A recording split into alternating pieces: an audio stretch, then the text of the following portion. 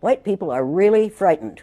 If you don't understand the destruction of Planned Parenthood offices, and you don't understand the wall that we're going to build on the southern border of the United States, you haven't read the book The Birth Dearth by Ben Wattenberg.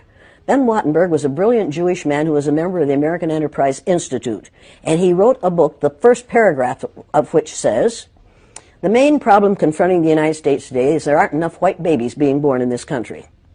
He was an advisor to presidents of the United States. He wrote the book in 1987.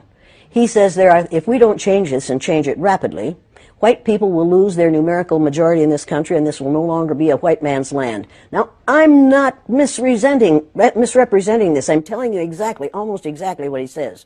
He says there are three things we can do to solve this.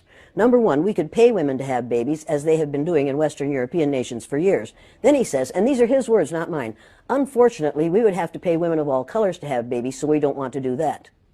He says the second thing we could do is increase the number of legal immigrants that are allowed into this country every year. Then once again he says, unfortunately, the vast majority of those wanting to come to this country today are people of color, so we don't want to do that. The third thing he says, and women had better pay attention to this, 60% of the fetuses that are aborted every year are white. If we could keep that 60% alive, that would solve our birth dearth. Does that sound like racism to you?